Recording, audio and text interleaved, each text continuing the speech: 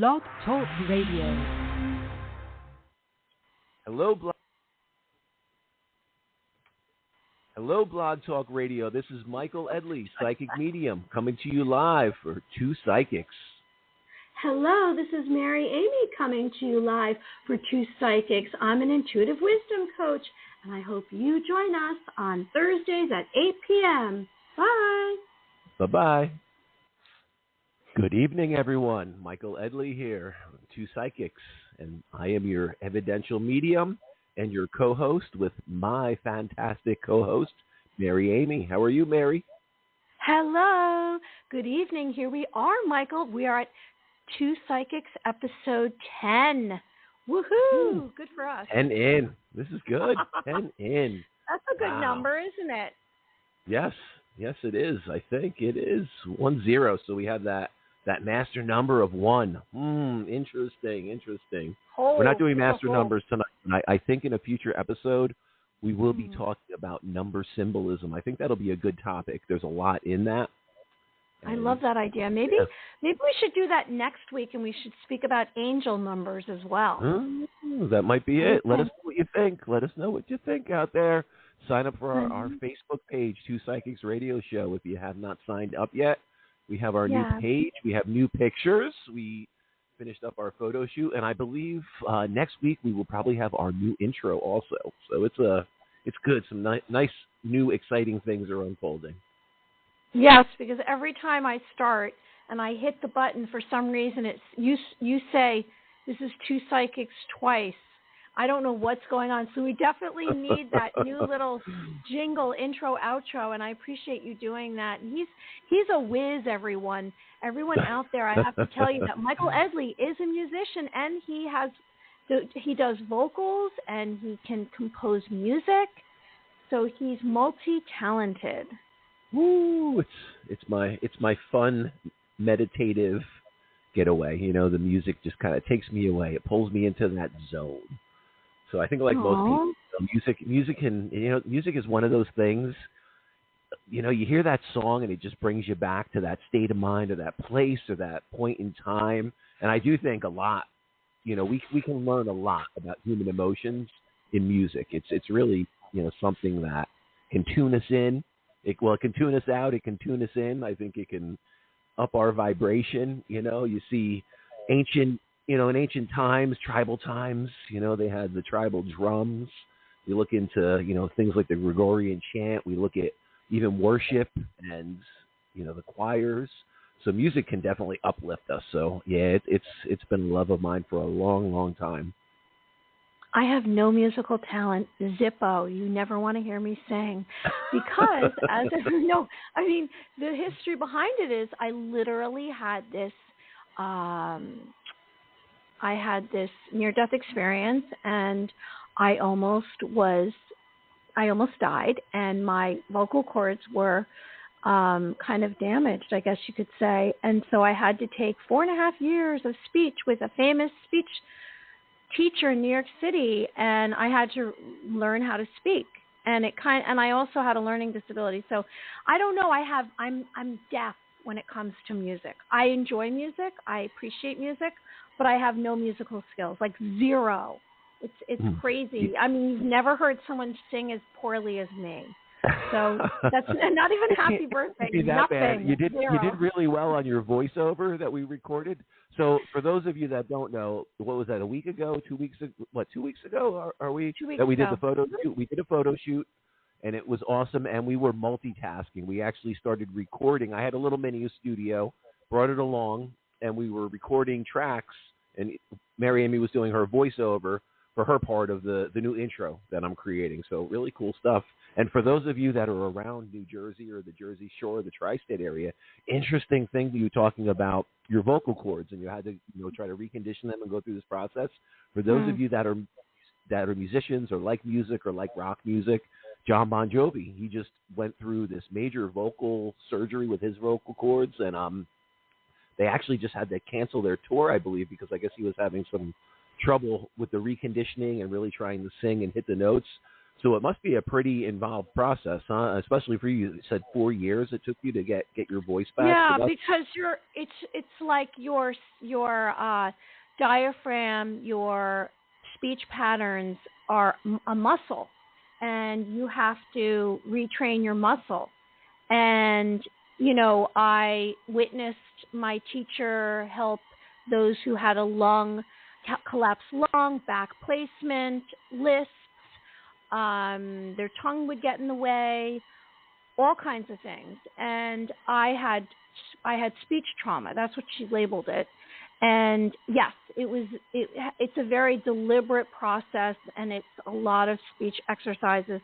But what was wonderful was that she kind of probably gave me qualities that you wouldn't normally have, because I did have such an emphasis on my speech. And one of the techniques was chanting. And I think the chanting helped me connect to other dimensions, because what's so they crazy, say chanting. so crazy, and not that I'm talking over you, so crazy. Yeah, that was just coming to me.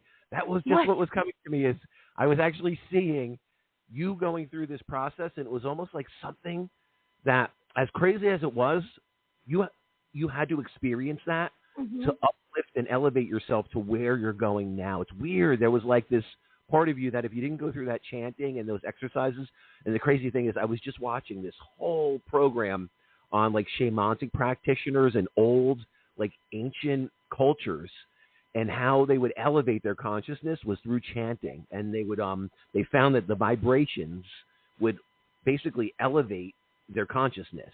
So really interesting that you're saying that. Really interesting that was coming to me. And I was literally going to chime in and start saying that's why you have this elevated consciousness now, and you're probably on the path that you're on, blah, blah, blah.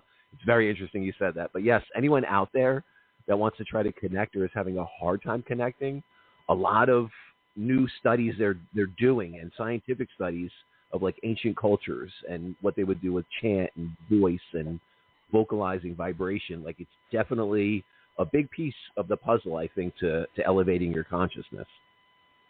At the time, I was in my late 20s, and at the time it was so strenuous because it's not an easy feat, and you feel like you're never going to get there, and the process took so long. It was overwhelming, and it was just felt like it was never going to be over. And I finally got there, and I mean, that was a long time ago, a long time ago. But when you get there, you station your voice, and it settles in, and there it stays. I mean, I do the chanting and the speech exercises. But let's move on, everybody out there who's listening, and let's get on to what tonight is all about. So tonight we're going to have the subject of remote viewing, and we have a guest joining us, and it's super exciting. And I've spoken to her before. I did do an interview with her prior to this. Her name is, we both were interviewed by another podcaster. Her name is Jessica Jones, and she is an expert at remote viewing. So I'm going to give a little explanation, and I know we have Michael, who's had some experience with remote viewing. He's part of a remote viewing group, which I just found out. And Jessica Jones not only is a remote viewer expert, she's also a cryptid huntress. And if there's time, I'm going to give a light healing. Michael is going to accept some psychic messages for a caller or two, and that's what we have going on. What do you think, Michael? Good stuff. Yeah, I'm curious to hear some of Jessica's stories. I know, it's exciting. I'm excited. Some of the stuff she's doing. Wow.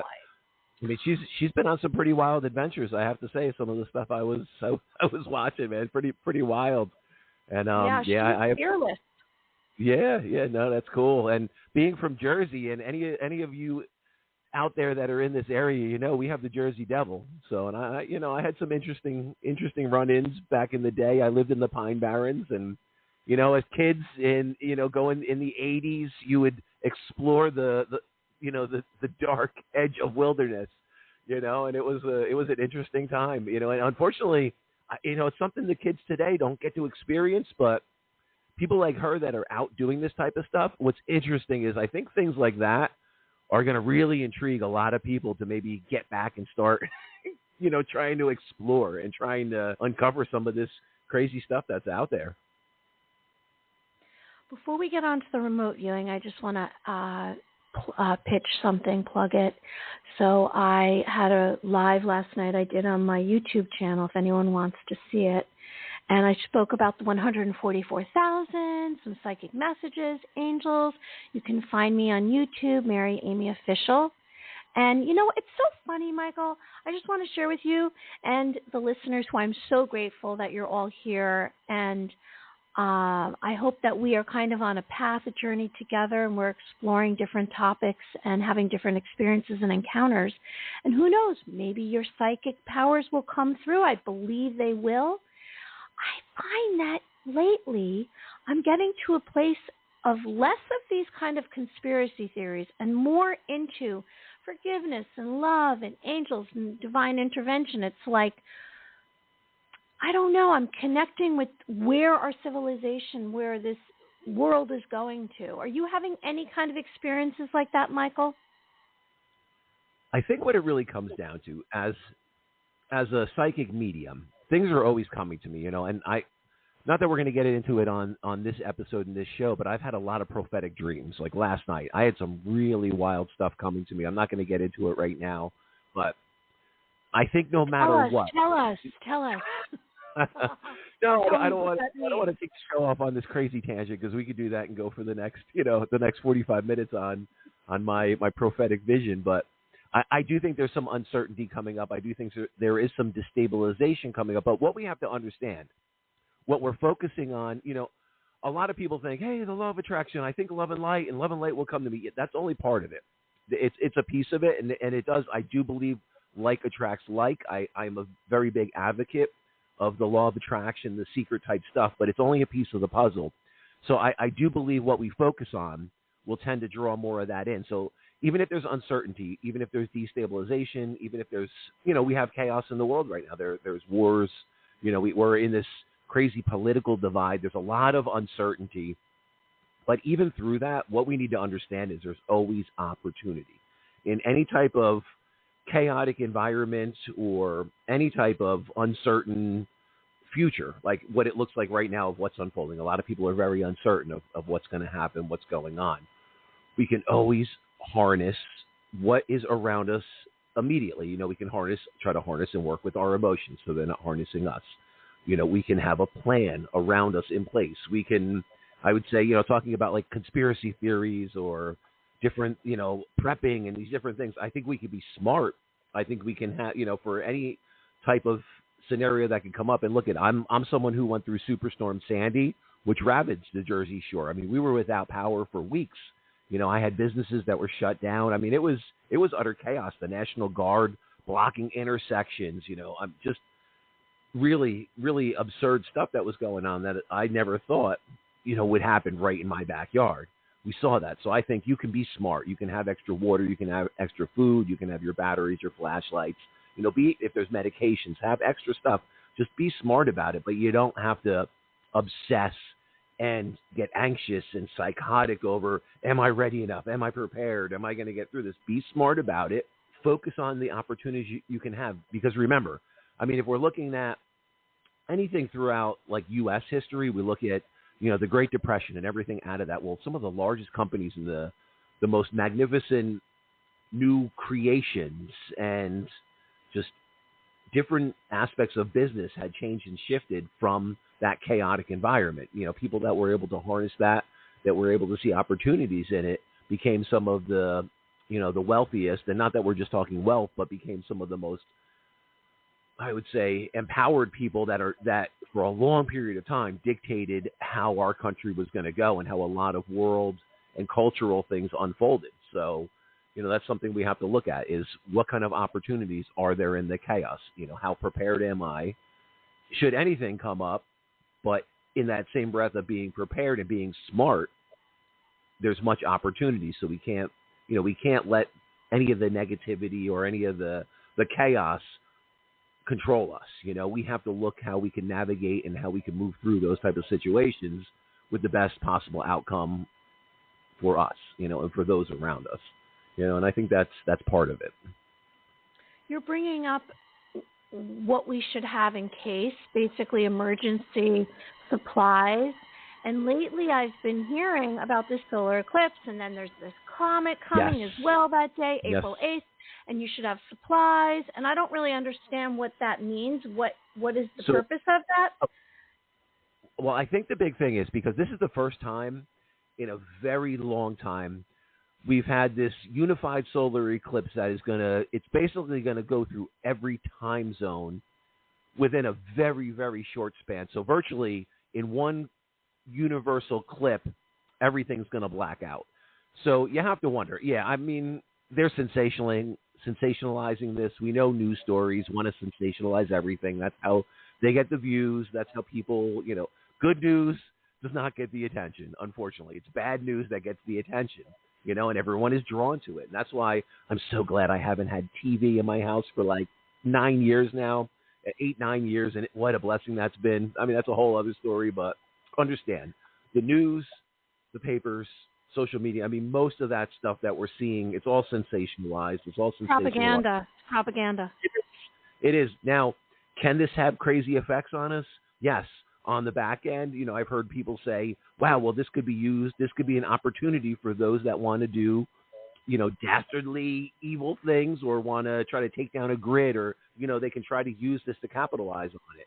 Is that possible? Yes. I think it could be. Could a terrorist attack or something like that occur simultaneously with one of these natural events that they can make it look like a natural disaster or have people focused on this and they can, have other things unfold in the background behind the scenes. So, I mean, there's a lot of different aspects to this, but I do believe it's smart to be prepared because we know any kind of cosmic interference like this, even moon cycles, they have effects on people, but they're saying this can, obviously a solar eclipse, anything that's run on solar power, electrical systems can be affected, but solar power can be shut down for a period of time or it can be diminished, so you wouldn't have the same charging capabilities. They're saying that the solar eclipse it can change cycles, wind cycles, water cycles.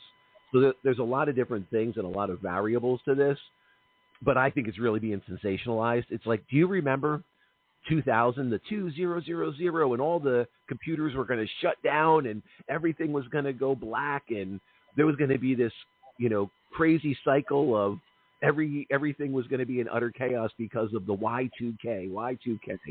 Well, could this be a similar instance where they're hyping it up and nothing comes from it? At 12:01, it's just 12:01 and it's another day. Yeah, I think we could, that could be part of it, but is it smart to at least be prepared?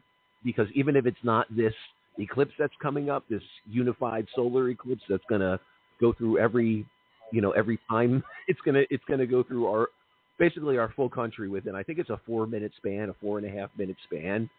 So what's going to come of it, we don't know, but be smart, have what essentials that you need that you can survive for a short period of time. Should you not have electric, should you not have water? I just think that's smart. And I think going through what I've gone through, Superstorm Sandy, and seeing some of the pretty big storms that have come up the coast and have, knocked power out, even if it's just like a 24, 48-hour period, I mean, for everyone that's so used to being connected and, we flip a switch and we have power, or we turn a faucet and we have running water. I think that's a big area that we just take for granted. So if we can take a step back and look at the potential of not having that, what can we do to keep us safe, keep our families in check?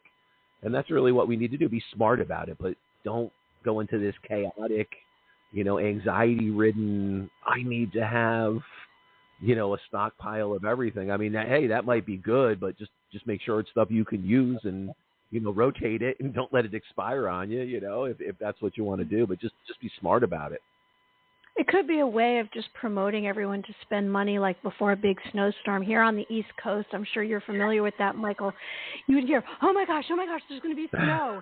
And then the streets are all cloud the next morning. It's fine. Everyone's rushing to the supermarket to get supplies.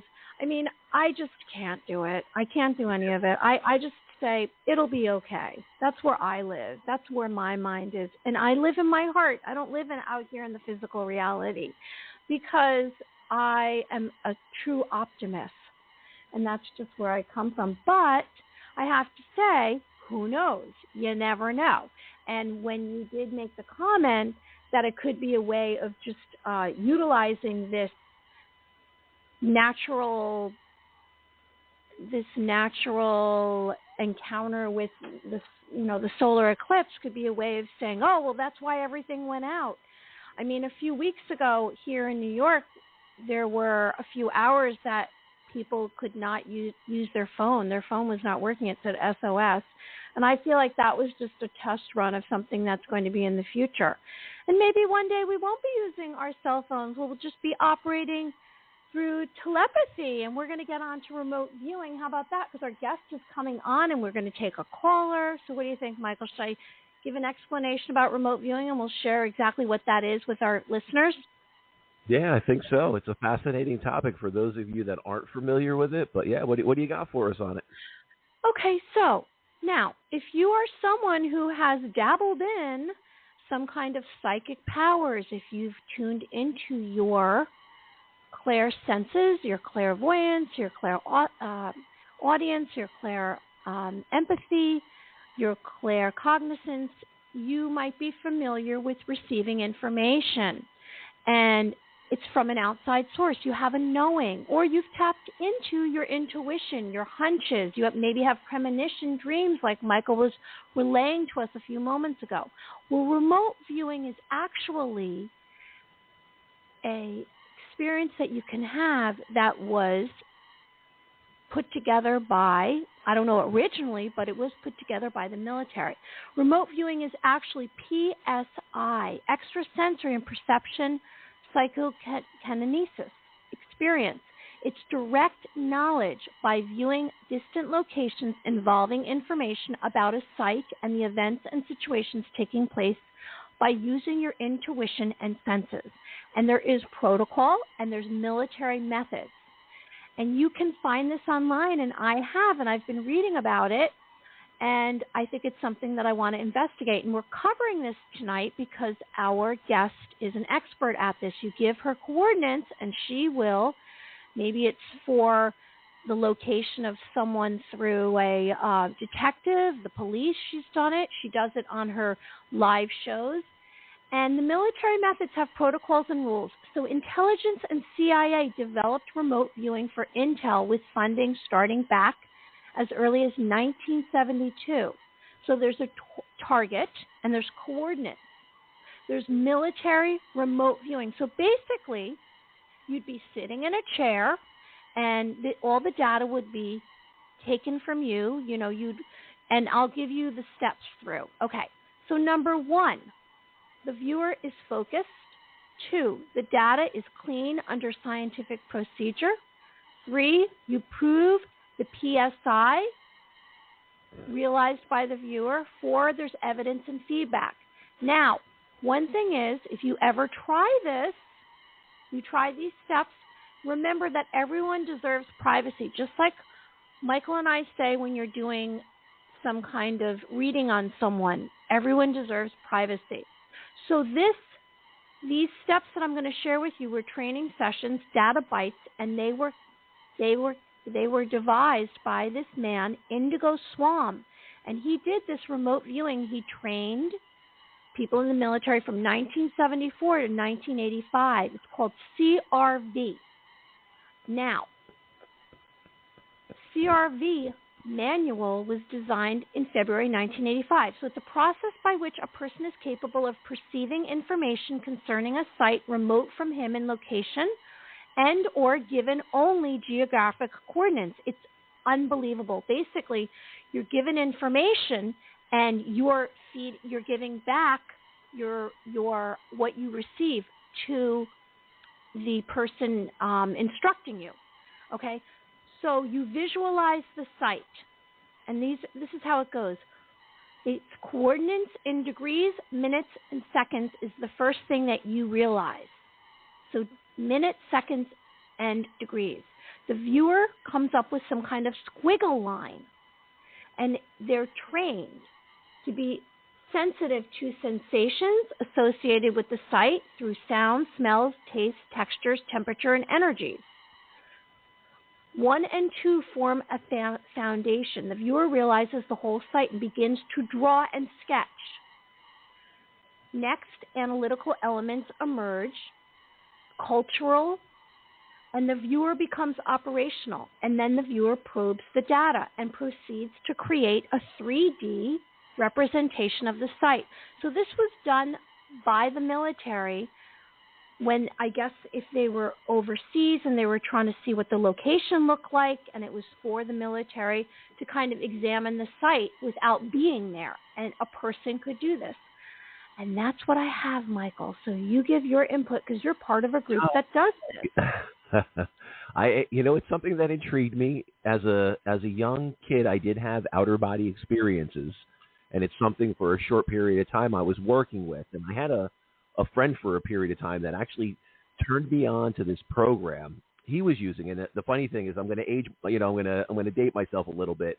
There were cassette tapes, and it was a series of these 5 cassettes. And these cassettes would put you into this state of mind, this state of consciousness to bring in an outer body experience. And it was also, that was the first step of it. And you would work on that. And then it would go into a segment of, starting to work with remote viewing and, a number of different things. But I found it fascinating. The interesting thing is when we look at like the scientific data behind this and the government backing that was behind this. And yeah, it goes back so far. And they're saying even in the early 70s when the CIA brought in like Ingo Swann and they had Stanford Research, there were physicists they brought in on this. I think it was Russell Targ and Harold Puthoff, I believe their names were. They did a long ongoing study, but they believed the KGB. So when we were at odds and they didn't know what was going to happen, with all the issues of war and turmoil around the globe at these points in time, and coming out of all these different world wars and just this disharmony happening, and everyone was in this run. They were in this race of who could get the farthest with their military. How could we grow it? How could we expand our control? And what happened was they felt that the Russian KGB and a lot of their scientists were doing studies into this and were making major breakthroughs. And they were wondering how initially early on American secrets, secret machines we were developing for warfare or science technology, NASA technology, a lot of different, for space travel, a lot of different things were being uncovered, and they couldn't figure out how this was being done. And what they found is through, I guess, top secret espionage and learning what was going on, they found the KGB had these top secret programs where they were using psychic mediums, and they were using people that had these extrasensory abilities to do this, to remote view, and they were gaining top secret knowledge. And so, and this goes on and on. Even, if we look at German technology, and we look at the Nazis, and the Nazis were very big into, they say Hitler was very big into trying to replicate down spacecraft, or he had alien technology. And we can get into, the areas of Antarctica and the Bell housing they found. There's a lot of different things. We can go down a lot of rabbit holes with this. But basically what I'm saying is this has been going on a long time, and our government was deep, deep, deep in this. And multi-world governments were.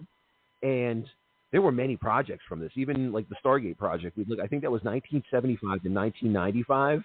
And we're only starting to see those documents and some of the things they've released. I think it was, in September, it was September 22nd of 1996. The American Institute for Research basically had all, a good portion of documents had to be disclosed. So they became public knowledge. And I believe it took, that happened in 96. And it took until, May 22nd of 2002 that we finally had a lot of these documents released. And if you look through these documents, it's pretty mind-blowing of the studies they did, the results they have. And there's still so much that's blacked out and blocked out that we don't even know. But an interesting thing is Ingo Swann you had mentioned, and he was one of the pioneers that they brought in that was a psychic and just had amazing, amazing success in hitting targets. He had come across top secret technology from multiple world governments and was able to disclose that to the U.S. government. and the U.S. government was able to form certain plans. He gave them locations they were able to bomb and take out top secret programs. I mean, like crazy stuff that there was no way to know that, and there was no way that they could figure it out with any of our technology at that point in time other than him doing this remote viewing. You know, that's the wild thing.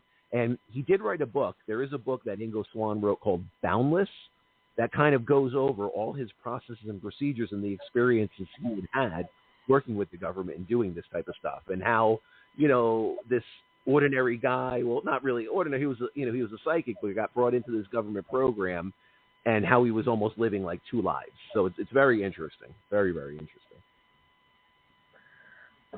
So this group that you meet with, do you all get the coordinates, and then you are trying to come up with in that moment what information? Yeah, no, there's a period. So that's what it is. There'll be a target. So the target, there's a target disclosure where that's basically all you have. You have the coordinates, and then you go through that process. You know, you document all of your findings in a certain fashion, and then you disclose what you found, and it's reviewed, and then it's disclosed of what the target was, and you see, you know, how accurate were you. And it's like anything else. The more you do it, the more things open up to you, and the more you're able to develop a language out of it. You can start understanding sensations and feelings, and if you're seeing a certain thing in a certain way, what it could possibly be. And it's like learning to ride a bike or learning an instrument. The more you do this, you know, the more it develops and the more accurate you become at it. But it's pretty wild. And when you look at the government findings too, and you look at the studies they've done, it's pretty mind-blowing what's been done with this. Well, yeah, we don't really have an idea. This is probably by accident this came out. It wasn't intentional that they released this. And now, like you just said, you can get this manual online and go through the steps that this Ingo Swann came up with, and he won't take credit for it. That's what's interesting. He'll confirm he was a trainer, but he will not take credit that he came up with this what to do in a training session. But I am fascinated with it because it's something that you're using your senses, and I'm sure that anything that you do in this order, these kinds of exercises, like some of the ones that we've discussed here, you know that you're stretching, and you're stretching your clairsenses, and each time you do it, whether you realize it or not, you're actually developing a side of you within you that you did not realize existed. And more of your capabilities will come forward, your intuitive abilities, your talents. You might begin to have some kind of experiences like this past week. Oh my gosh, I am so tired. I don't know why. I'm having these cravings for certain foods. I'm having irregular sleep patterns. My ears are ringing. So as a few of us say, maybe I'm activating more of my DNA. Could be this energy cycle we're going into. You know, we have a pretty wild energy cycle unfolding, you know, and we have April 8th to look forward to. You know, there's a lot of significant points coming up. But yeah, I think, you know, you're probably dealing with this energy fluctuation, and you know, there's a lot to that in this energy cycle. And I think some of us really don't realize, because we've neglected this part of ourselves, this inner life. As we ascend and we raise our consciousness, and we spend more time meditating and in nature and loving ourselves and forgiving others and having more compassion, we are kind of entertaining these frequencies and these vibrations and this energy that we might not have noticed before. And we can start to kind of vibe with it. You can start to go with the flow and discover more of what's going on. And so let's get into what your services are, because we have our guests coming on in just a few moments. And remind everyone what you have upcoming, Michael, and your contact info, please. Yes, best way to find me, if you are on Facebook, Eye of the Spirits with Michael Edley, and that will have all my upcoming events, any kind of workshops, classes I'm doing. I do offer private reading sessions. I do offer, you know, small group sessions, message circles, large galleries. So any of that you can find on Eye of the Spirits with Michael Edley. You can also go onto my website, michaeledley.com, If you wanted to reach out for a private reading, I can do those in person. If you're in the tri-state area, I have a location out of Brielle, New Jersey. You can come out to me and we can do a private reading. You know, I do travel. I also do by phone or Zoom. So that's really your best bet. I do have, I think, a couple tickets left for one event that's coming up on the 28th of this month. So jump on. It's at the B2 Bistro. We have a psychic event going on. You can come out, get a mini reading with me, experience a Reiki session. Really cool stuff. So if you go on to my Eye of the Spirits with Michael Edley on Facebook page, all the info's there. It's all pinned to the top. Jump on one of those events. But there's a few things coming up, but that's where you can find me. Yes, he has many events going on, and he is wonderful at giving readings. If you listen, and I appreciate everyone who's joining us and who's following along with us. This is episode 10, remote viewing, and we have a guest that I'm going to kind of give a little background on in just a minute, Jessica Jones. You can find Michael and I on Facebook. We have a Facebook page, and it's Two Psychics Radio Show, and we just put it up, so I hope you can follow us, and I hope you can follow us on here and get alerts when we're doing a show. Next week we don't have planned. It's going to be Thursday or Friday, and I think we're going to head into maybe the angelic realm and speak about angels and try to connect to the light within you. And for me, you can find me on YouTube. I have Mary Amy Official, Facebook, Mary Amy. And if you would like to purchase a dream journal, I have mine on Amazon. And there's enough for 100 entries, and it gives a little intro. And it's really not about my dream journal. It's more or less about you connecting to your inner life, and you're guided through your dreams, your sleeping dreams. And there's information in there. There's symbolism. There is some kind of guide there trying to take you and say, here, look over here, follow me. And this is how you will get to your mission and your purpose in this life. So we have this guest tonight who's coming on in just a few minutes, and I'm going to share with you that she is a cryptid huntress, and her name is Jessica Jones. And she has many, many shows, and some are videos, some are radio, and she is into this remote viewing. And she's also a paranormal investigator, and she has had many experiences with Bigfoot. She covers paranormal hotspot hubs. It's very exciting. I don't even know where I'm going to start with the questions. I'm going to have to keep my mouth shut and just listen. She does assist in missing persons cold cases.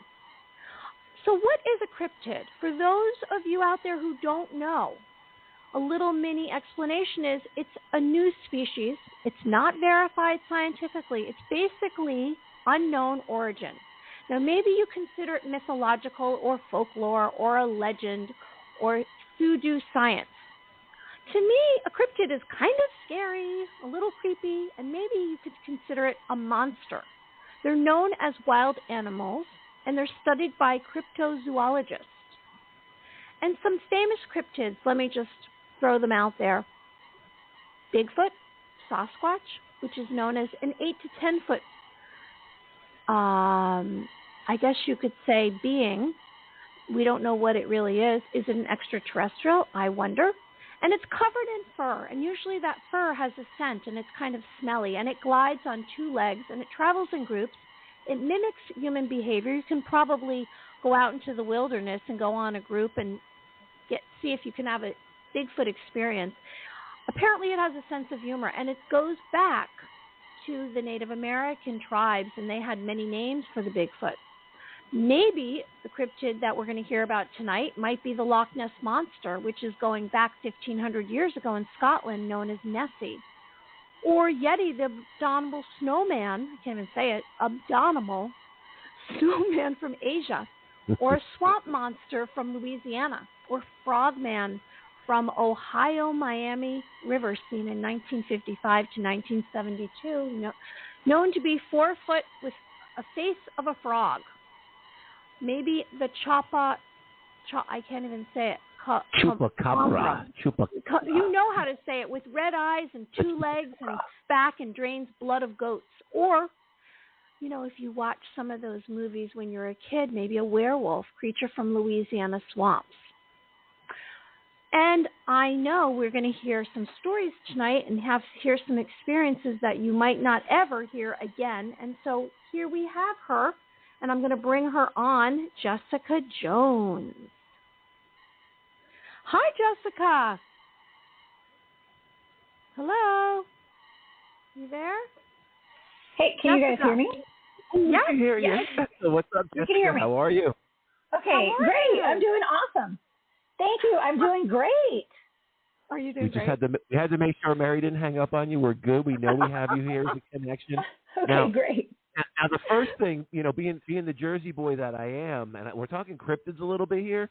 What's your take? And I'm gonna bring this, you know, right in. The Jersey Devil. What's your take on the Jersey Devil? I believe that there is a Jersey Devil. Actually, I believe there are multiple Jersey Devils out there. That was actually given to me as a blind coordinate remote viewing target at one point, and I did come up. What I thought I was looking at was a goat man. Actually, I was tasked with a target of an actual sighting that happened of a family that had one that jumped on the roof of their house. So I do believe that there are Jersey Devils. Yeah, that is pretty wild. I know I had an experience. I don't want to take this off on a tangent, but as a young kid growing up in the Pine Barrens, we definitely had an experience. You know, me and friends deep in the woods one night, and we saw some crazy thing up in a tree, red eyes, and wow, did we run? but there was something we couldn't explain, and that sat with me for a long time. Are you still there, Jessica? It sounded like she cut out. Jessica cut out. Jessica might have to call back in. No, I'm here. Can you hear me? Oh, yeah. That was weird stuff happens when Mary, Amy, and I get together. Weird electrical stuff happens with two psychics. So you just have to get used to that part of the show. No, that's cool. I do. I had my own experience with the Jersey Devil, and I would say I definitely saw something unexplainable. It was only one experience as a young child, but man, that sat with me for a long, long time. You know, it was really interesting. So wow. Just share with us. I was on that interview with you, and it's a big blur. I remember really liking you and finding you super interesting and very insightful. Tell us how this all came about. How did you become this Cryptid Huntress and this remote viewer expert? Okay, well, can you? I want to make sure you can hear me. You guys can hear me? We can hear you. Yes. Okay, perfect. Okay, because my phone keeps muting by itself for some reason. Okay, so I actually I don't think I'm a remote viewing expert, but I do remote viewing and it's fun and I love it, and I've been trained in it for a very long time. Now, it's all connected, the cryptids and the remote viewing for me, because I grew up, you know, seeing ghosts and being very attuned to the paranormal, having incidences where I'd wake up and there were people standing around my bed, which I perceived as being ghosts or spirits as a kid, and I figured. Oh my goodness, she has it happening. It's that two psychics electrical chaos. She keeps popping in and out. Chaos. Are you back? Periodically. Jessica, where are you? Yeah, can you hear me? You know what? I think it's every time my screen, every time I'm on my phone right now, every time my screen goes dark, it mutes me with you guys. So I'm so sorry. I'll keep an eye on that. Good. Okay. Very funny. I'll keep looking down. Okay. So when I'll just rewind because I'm not sure where I got cut off. You but said when I was a kid, Okay. When I was a kid, I had a lot of paranormal experiences. So I had experiences with ghosts. I would wake up at night and there would be people standing around my bed.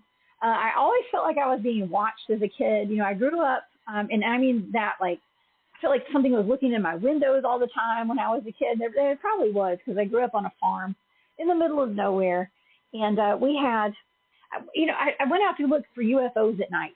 Okay. And that's when I was a little kid. by myself looking for that. And little did I know I'd be getting chased down by UFOs as an adult, okay, out in the field chasing Bigfoot. So, but I started off, I've never been scared of stuff. I've always been pretty tough because I'm just kind of used to it. It's just the way of life for me. I went to a meeting with my mom when I was, it was probably about, I guess it was like 2011, I guess. My mom was going to these weekly meetup meetings with her friends where they would have every Wednesday night, they would bring in a different speaker. Usually it was either psychics, magicians, people talking about survivalist skills. I mean, just a variety of stuff, ghost hunters. And one night they had Bigfoot, a Bigfoot field research team was going to be there to talk about their Bigfoot field research. And my mom knew that, she and I were going to psychic fairs all the time. And, I come from a long line of very psychic women in my family, from my mom, my grandmother, my great-grandmothers, even my dad, actually, is super psychic. So y'all know I never got away with anything when I was a kid or a teenager because my mom always knew what I was up to. However, I guess we would go and I had an interest in communicating with the other side, and I had a series when I was a teenager and in my 20s of a lot of my friends and my loved ones. They passed away, including my little brother died in a car accident. And so, of course, I was kind of looking for answers, I guess. I was kind of wanting to make sure they're all okay, and that's what kind of sparked my entrance into the paranormal realm of really getting into the research of life after death and stuff like that. So, but I was involved in going to these meetings with my mom, and she called me up one day and told me those guys were going to be there. She was like, I think you would really enjoy going to hear these guys talk about their Bigfoot research. And I thought, man, I never met anybody who did that before. So I went with her. And the guys had real evidence of Bigfoot. They had castings like the footprint cast. They had pictures and stories. And they took an unconventional approach to Bigfoot research.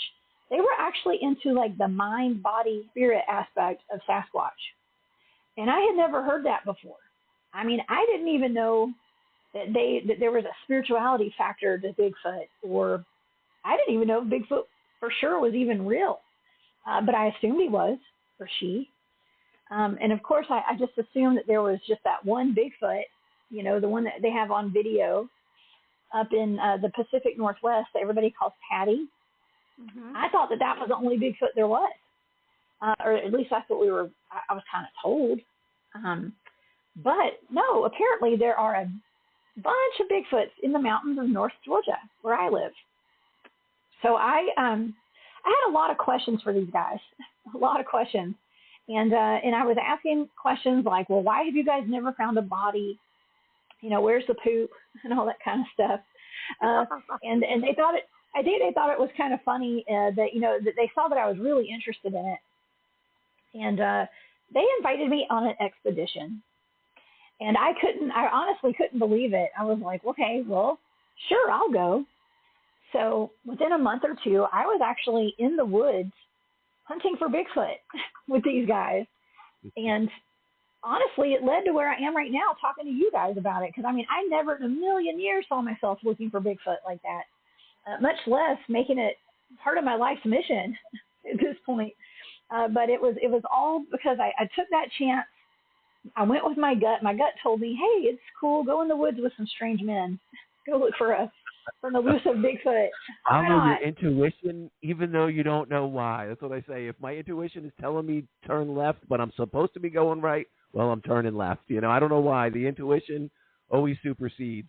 And that was a good decision on your. But what I find really intriguing, though, us talking about remote viewing and the remote viewing aspect of this, that mind, body, spirit connection. So what exactly is that connection, the remote viewing to Bigfoot? Like where does that all fit in?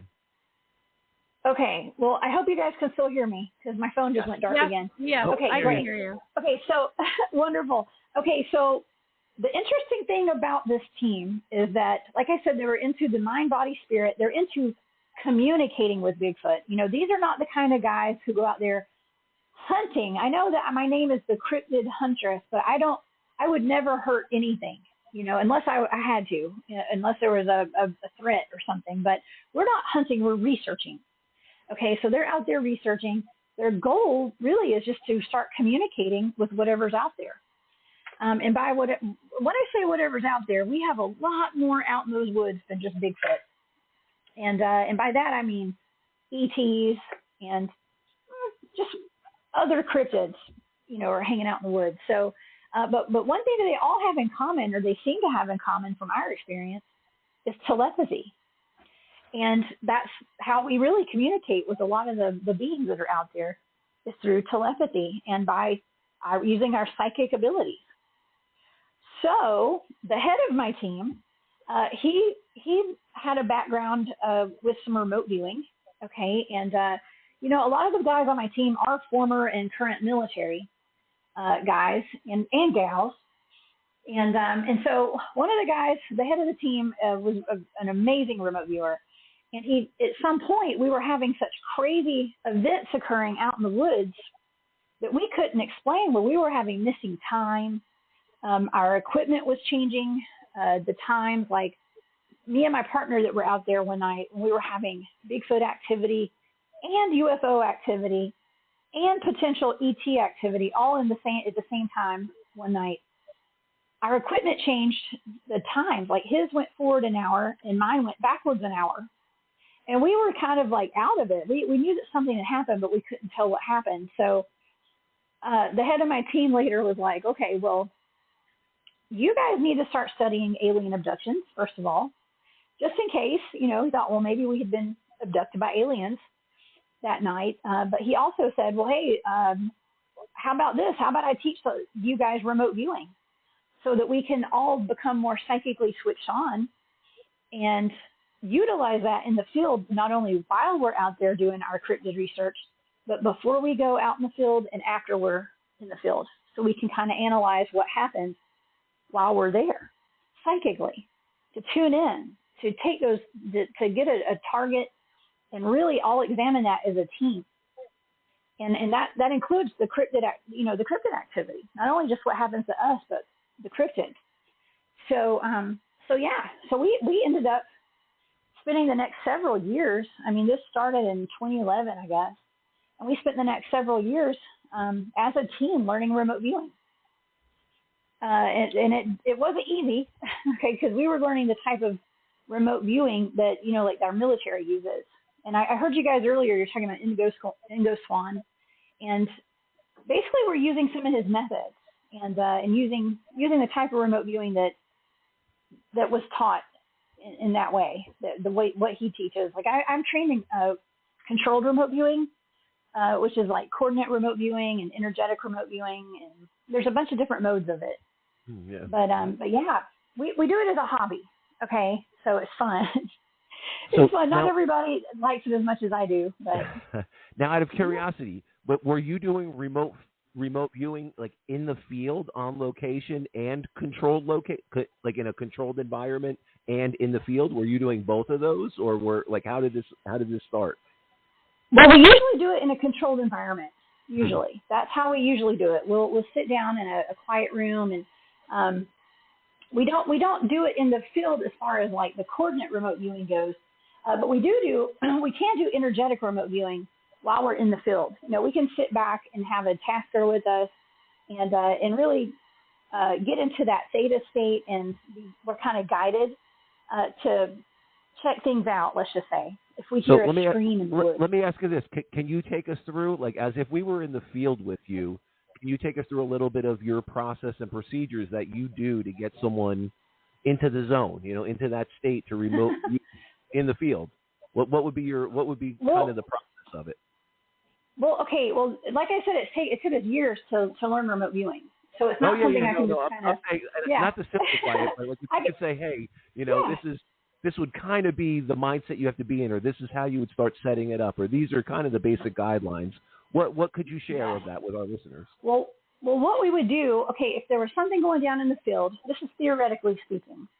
If there was something going down in the field and we heard some screaming, or there was something where we were sensing a presence, a lot of times what we have to do, we have to go find a safe place, because I got to say, being out there in the wide open woods, you never know what's going to creep up around you, and you don't want to be in a vulnerable position when you're in like a theta state, when you're surrounded with Sasquatch surrounding you, or a dog man creeping up on you.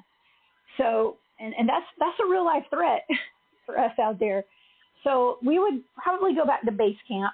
Okay, we have base camp set up, and mind you, we're way deep into the woods, into the mountains and the forest.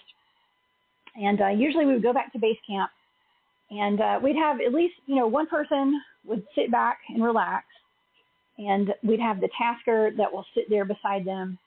And it's usually kind of more in private, like it's just the two of them, so it could be more focused.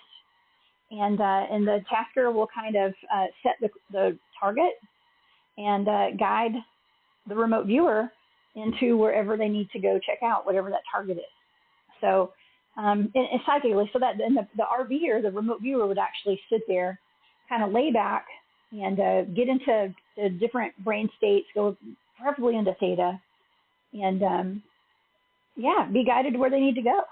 Yeah, so, that's pretty wild, because doing this for a little, I kind of dabble with this a little bit. It's only been a short time, but I'm very fascinated by it. I just find that intriguing, doing it like on the field. It's not something that I ever thought about. It's usually when it comes to me and when I'm doing it, it's a very controlled environment. So that definitely raises the difficulty level, I would say, doing it out in the field. It does. It's exciting, though. It's very exciting. Yeah. And that's, we all thrive off of that. It's a lot of fun, and it's really cool to be able to really psychically tune in, and of course, being psychic and understanding it, and utilizing all of our, because we all are psychics. Everybody's psychic, but see, we just know how to utilize those enhanced human capabilities that we have, and so why not use them? I mean, I think that it just adds another layer on top of the research that is just invaluable. It's such a great tool in our tool belt when we're out there doing the cryptid research, because we're not just out there, just going out and observing and listening for Bigfoot and trying to call them in. Like we're communicating at times with whatever's out there.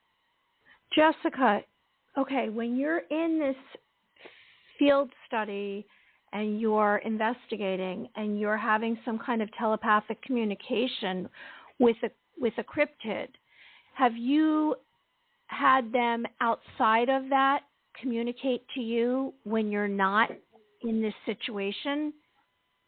Yes, absolutely. I like to tell people that the Bigfoots know we're coming before we get there. And it's almost like we're making contact with each other sometimes. Sometimes we mean to, sometimes we don't. It just kind of happens. It's just instant. We let them know we're coming, and they know when we're going to be there when we go out in the field. Now, this is interesting because it's, like I said, it's not just Bigfoot. And a lot of times when we're having Bigfoot activity out there, we're having ET activity in the environment as well. So, okay, I guess I'll go ahead and tell this story, because when we were out in the field the first time, when I was mentioning that I had the missing time and the equipment was malfunctioning, and we went home, everybody went home, and we obviously had some activity shortly after we started learning remote viewing. And I started getting visited by ETs in my bedroom at that point. And so it's almost like the research kind of bled into my home life at that point. And it didn't stop for a while. So I'm not sure if I had always been visited by ETs, and now my psychic abilities were just kind of heightened because I had started tuning into it. And so I was able to be on that frequency now because of the heightened awareness. Or was this something brand new? Was this some kind of contact that I was making now? Because I do I do say, I do want to believe that it's because I did become more switched on psychically, that now I have more interaction with cryptids because of that. I am 100% convinced of that. It all has to do with my psychic ability. It's interesting that you're saying this because what I think it is, what I believe is that you're operating on a certain vibrational frequency that you can communicate, and you are operating where they can communicate to you and you can communicate to them. And when you are exposed to this, it's like it activates something within you, and then they can like change their frequency, or you change your frequency so you can understand them and hear them. And as soon as you can, then they know that. It's like when spirit reaches to you, you could see them in your bedroom and you had that aptitude, and it's probably the same with this. It activated something within you. That's just what I sense. Absolutely. You are 100% on target, as I say. Yeah, I agree. That I think so. It's just that frequency that we have gotten on. And right. And I think that's such a key element to seeing and interacting with cryptids. It's just a part of it. And the head of my team is brilliant, in my opinion. You know, he knew what to do, and so that's why we have a lot of success when we're out in the field. We never go out there without some sort of an interaction with something. Have you seen any of these cryptids, like in the physical reality? I have, yeah. Well, most of the interactions that we have are in the three-dimensional, like the 3D. I mean, now we have a lot of interactions, you know, beyond as well. I mean, I was telling someone I was being interviewed earlier today, and we were talking about Spearfinger, the Cherokee shape-shifting witch out in the woods, and that's a legend. Yeah, it's pretty creepy. She takes the form of an old lady, and she has a long spear on her finger, and the story goes that she likes to pretend like she's very loving, and she'll kind of lure children to her, and she'll lull them to sleep. And when they go to sleep, she takes her spear finger and sticks it in their back and pulls out their liver and eats it. Oh. So it's terrible. I know, it's horrible, right? But we feel like we have had interactions with Spearfinger out in the field before. And it was not really on a 3D level per se. It was more on a spiritual level. And it was almost like her presence, her essence was there. And we were tuned into that. Do you have fear that you conjure up some like darkness that you're bringing forward out into this plane and it's harmful? You know what? That's another thing about the remote viewing is that we take very strict precaution by using very strict protocols on protecting our energy.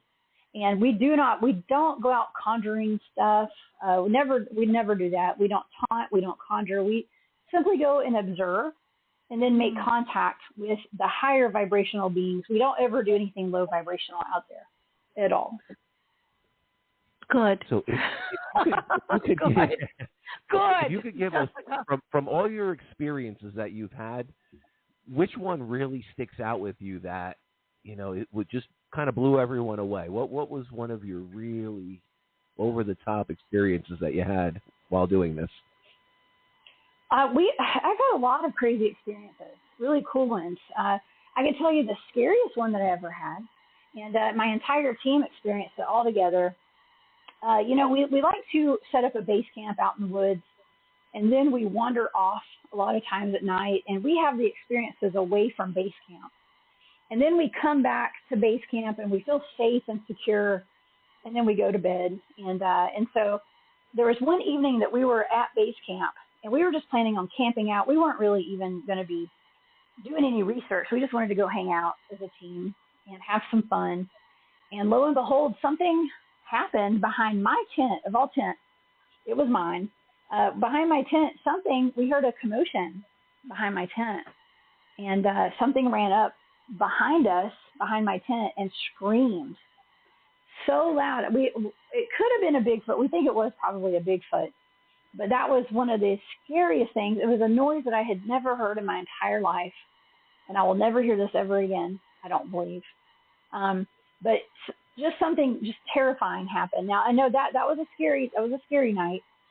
We proceeded to have acorns and rocks thrown in our tent all night that night after that happened. But the most notable thing that ever happened, this isn't scary, not as scary, but my team actually documented a portal. And we have it on video where a portal opened up in the field at one of the research areas that we investigate. And 2 of our team members were sent over to check it out, and they disappeared when they walked up to it. And their heat signatures disappeared off the video. And they said that the environment completely changed. And so they knew something was wrong, so they turned around and backed up and reappeared. Their heat signatures reappeared on the camera after they walked out of this portal that we got on video one night, which was really odd. But we feel like we may have the only video evidence that we know of people actually walking into what we consider to be a portal and then walking out and surviving that. Was it a shift in the time and location? Where was it a portal to? Do you know? Dimensional shift, it sounds like. It was just slightly off. So the backstory of that is that we have a place that we research called the Meadow. And it's at an undisclosed location here in the South. And the team had gone out. We were down there for, a few days. And it's in the middle of nowhere in the woods and the mountains. And there's this clearing that we go to. And there's always a whole lot of activity, a lot of high strangeness out there. So we'll go as a big team.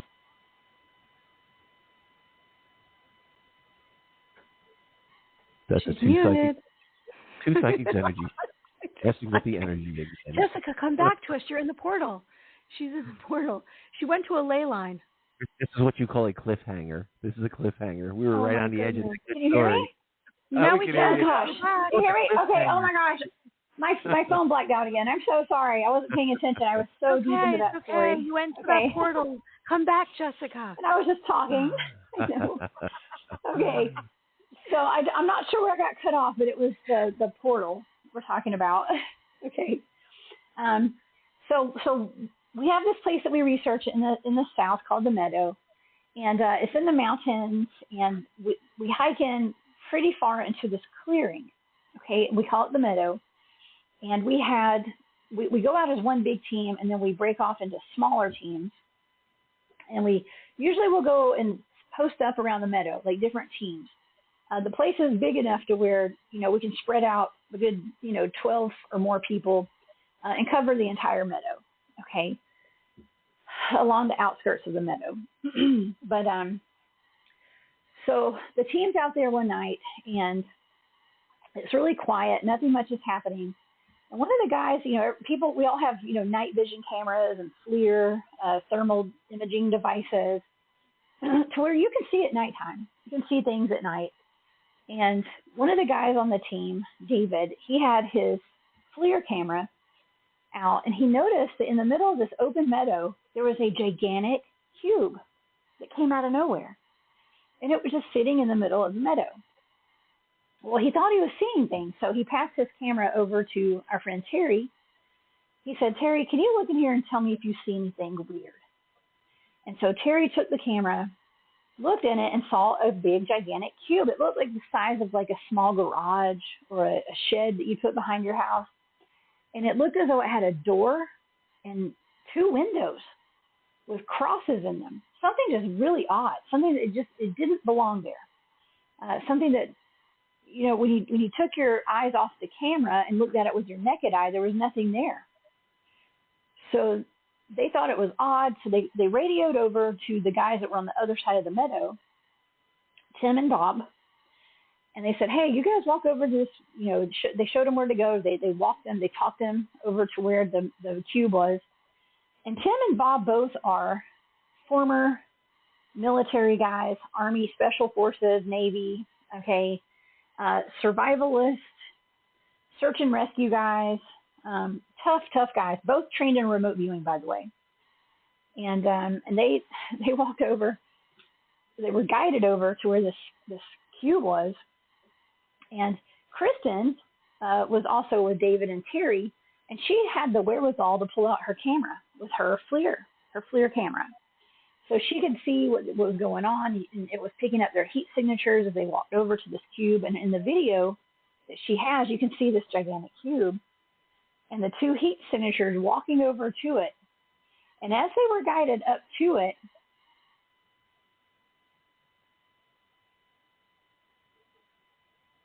that's a cliffhanger. We'll get you next episode. No, she's doing Everyone, it tune in. Where are you? Where are you? gosh. You were I'm guided back. up to it. You were guided up to. She was guided up to I am it. so sorry.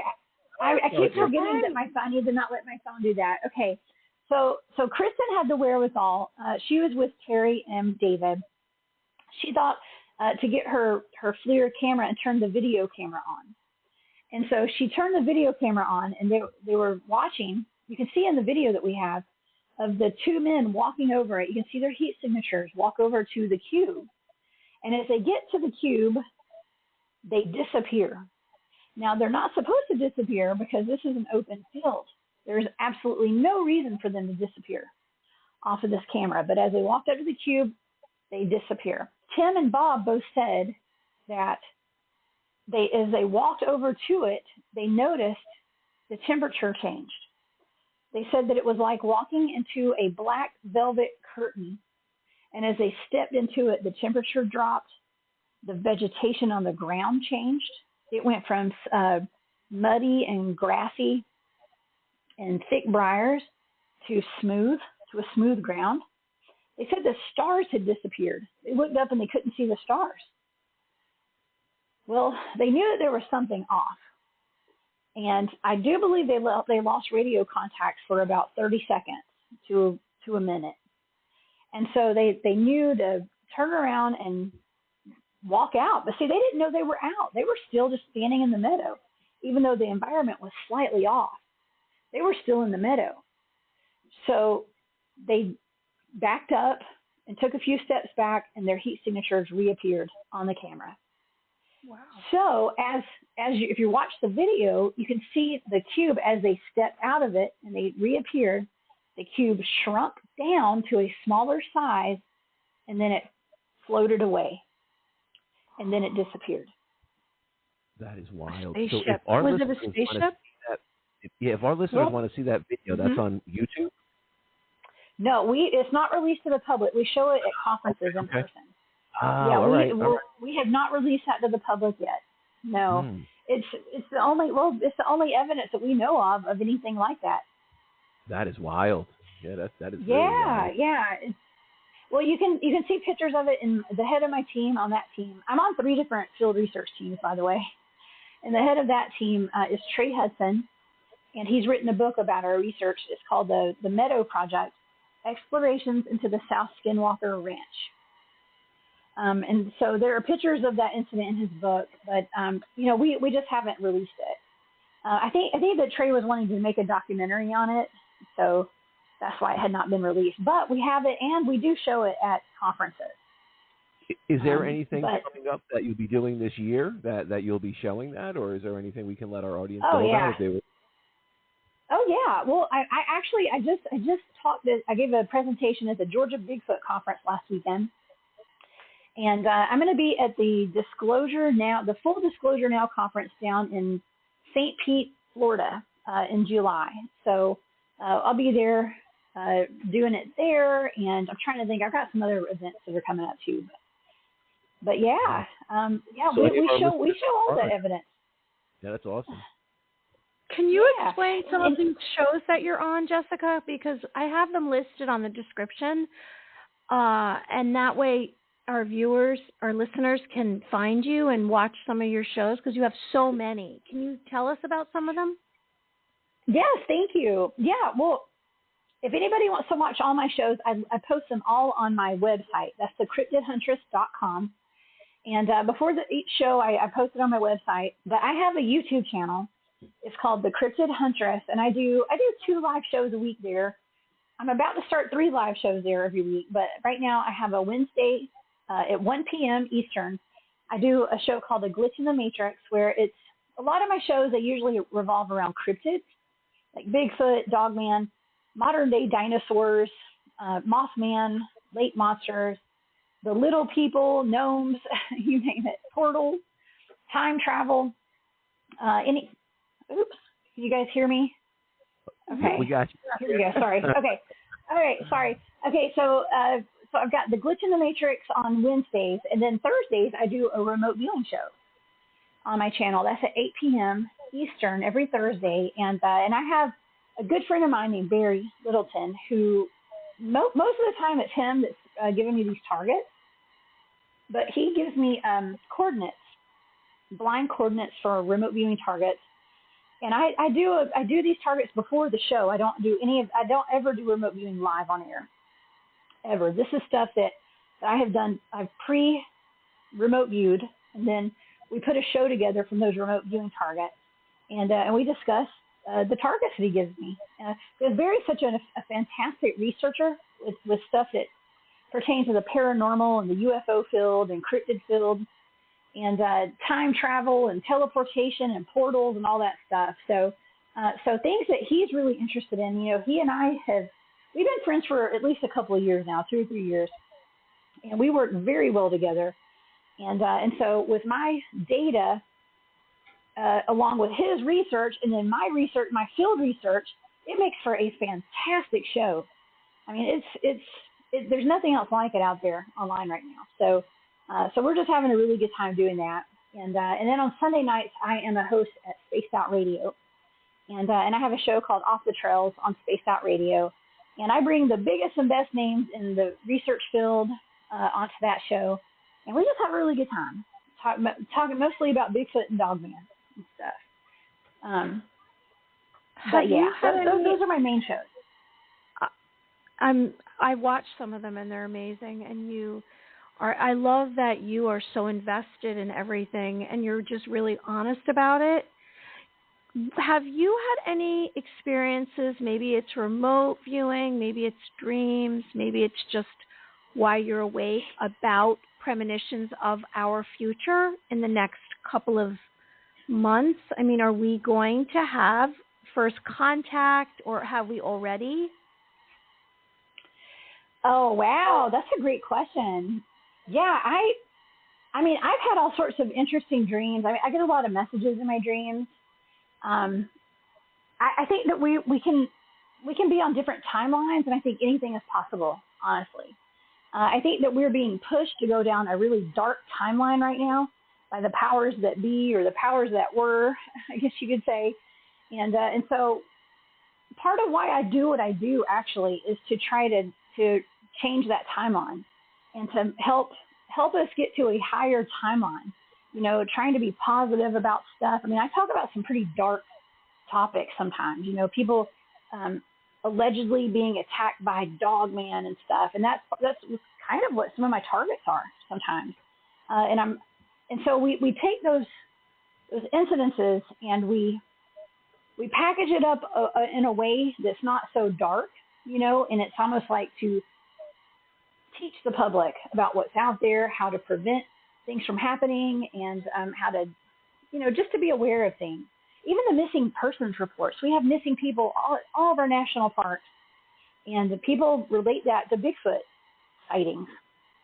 And so, the things I talk about are it's not sunshine and rainbows all the time, and that's okay, because we're just here putting a light spin on stuff, and just trying to, just trying to educate people, I guess, on cryptids, and it's just something that I love.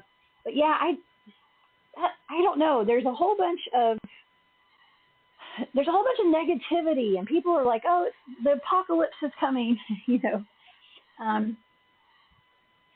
I don't know. I go back and forth on this a lot because I don't want anything. I don't want to be on a lower timeline. I want the best, and I see nothing but good coming in the future. But there's so much darkness right now in this world, and I see it firsthand all the time. I see it firsthand. Being a psychic and being a remote viewer, I mean, it was actually tougher to come out publicly as a remote viewer than it was a Bigfoot researcher, because I got attacked really bad really badly, especially by people in the cryptid community, because they're not ready to have the conversation about Bigfoot being telepathic and having interdimensional quality and accessing portals. You know, there's a lot of people that when I first got into the field, they would argue with you all day about Bigfoot only being a monkey in the woods, like a primate in the woods. So I try to keep things light. Okay, I try to keep things light, and it keeps the humor about it. That's one thing I think we can really appreciate about you. You seem to do this from a very unbiased, let's just look at all the facts and let's not have any preset notion about what's going on. Let's just look at this and we'll determine from our own proof or our own evidence, our own research, what exactly is going on, and don't have any preset connotation of it has to unfold this way or these are our expectations. You know, really approaching it in an unbiased way, and I think that's the best way to go about it. And I think you're doing it a ton of justice by approaching it in that way. I appreciate that. Thank you. Yeah, that's what I try to do. I really do. And like I said, I love talking about these things, and I love doing it, and I love being out in the field and researching. And so that's what makes it so, I think that's what makes it really cool with my shows is that I'm an actual field researcher. So when I bring other field researchers on, we have a really cool conversation about what's really going on out in the woods and what's really going on with government cover-ups. You know, a lot of the people in the Bigfoot community that are interested in Bigfoot and Dogman and all these other cryptids, they're law enforcement officials, believe it or not. So for whatever reason, a lot of military people, a lot of law enforcement people are very much in our community. So it almost gives it a little more credibility in a way. I know that sounds odd, right? But it kind of does. Because there are people that, you know, pillars of the community, people that we look up to are out there, boots on the ground with my team. So, and you have to think another element. If these people that are in these different high-ranking positions are trying to research and figure this out, you have to think, well, you know, there is something to this. Otherwise, these people wouldn't be as interested as we are in what's going on, and let's get to the truth. Yeah, that's right. Yeah, most of the guys on my team are, you know, I mean, Trey Hudson, the head of one of my teams, he actually works for the Department of Defense. So it kind of, like I always say, it does add another element to it. I mean, I worked in government myself for almost 20 years. So that's why, you know, I didn't go public with my research for at least 10 years. Not because I worked in government as a state employee and the head of an agency. It wasn't just because of that, but people would think I was crazy back then. You know, this was back. I think that people are way more open to Bigfoot now than they ever have been. You see stickers on everybody's cars now that have a Bigfoot on them, you know, and there's Bigfoot T-shirts everywhere and Bigfoot everywhere. But when I first started doing Bigfoot research, there wasn't. I think that's the beauty of this day and age that we're in with the technology and all the advancements we've had. You know, we can really look at this in a different way that we haven't been able to in a long time. And I think it's at the point now where science is going to eventually catch up to what we know. You know, us energy workers, us psychics, people that are working on these levels with this energy. You know, we've been doing this for a long time. Ancient cultures, ancient civilizations, they were onto something. They knew. They used this stuff, you know, and I think it's a new point, an awakening in time. You know, a lot of people are having an understanding that there's so much more out there that we don't know. And, I mean, even just look at the oceans, you know. How much of the oceans do we really know about? You know, even looking at that, I mean, there's just so much that we just can't explain or just so much that's been covered up from us, you know. Whatever it may be, there's absolutely an awakening happening right now. And I think it's people like you, like us, that really want to shine light on the truth and really get to the bottom line of this and what are the answers, you know, what's happening. And, you know, is this something that's just been very secretive and, you know, this realm has been hidden and we're now discovering it, or has it been hidden from us for a long time because of the powers that be and the control factor? I don't know, but I do believe People like you and people like us are bringing this stuff to light, and there is an awakening happening for sure. Absolutely. Actually, go ahead. I was just going to say, I think you're so brave that you are covering these topics and that you're going with your heart and you're exposing so much in a really good, in a really positive way, so that people can see what's really out there. And you make it exciting and fun, but at the same time, it's very factual.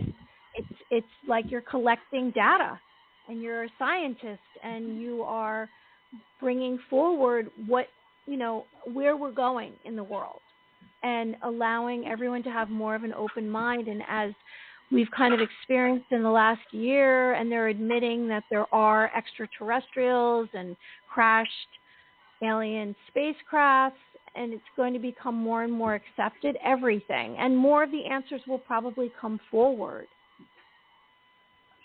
Yes, I totally agree with that. I was actually thinking, as you were talking, part of something that is a common data point on my remote viewing targets, on almost every single target that I've been given, especially by Barry for my show, when we're looking into the mysteries of the world, government cover-up comes up more in my data than just about any other piece of data. It's government cover-up. I get that so much. So I do believe that, there has been, I think it's a mix. I think that things have been hidden from us, but it's the powers that be that have been hiding things from us. And it's also, Bigfoots don't want to be found. I don't blame them one bit. And so I do believe that they hide from us. They are very elusive with very good reason. So it's a mix of stuff. But I think it's time for people to know the truth. And if I can help in that in any way, I'm here for it. And Thank what you're saying you so is much. These other species just know how crazy us humans are, huh? Yes. I'd stay away too if I were them. Yes. I don't blame them either. Oh yeah. Well, thank you so much for joining us tonight. And you have your site, which is the Cryptid Huntress. And yes. What social media can we find you on? Well, thank you. Yes, I have a website. That's thecryptidhuntress.com, where all of my shows, all of my social media links are there on my website, and my calendar with the list of events and places that I'll be throughout the year are on my calendar. So it's that. You can find me at the Cryptid Huntress all over social media. On Facebook, you can find me. I'm Jessica, the Cryptid Huntress. Okay, Jessica, the Cryptid Huntress. On Facebook, Jessica, the Cryptid Huntress, and then on Twitter, aka X, I'm Huntress Jessica. So that's the only one that's different. But it's the Cryptid Huntress. If you type me in any search engine, you'll find me, Jessica Jones. Are you going to write a book, Jessica, of all your experiences and encounters? Absolutely. I'm planning on it. Well, I have all of my journals already. Whenever I'm out in the field, I'm always journaling. And so I'm going to take those journals and I will write a book here probably this year. It's time. I sense that. It is. That's something that would be fascinating. You put the fire under my feet tonight, so I will start on that. Thank you. The only other recommendation would be when you're from Georgia, right? You're down south a little bit. Is that right? I'm in Georgia. That's right, North Georgia Mountains. Right. So when you're ready to come up on your little expedition to the Northeast and search for the Jersey Devil, you have to let us know because we want to come on that excursion with you.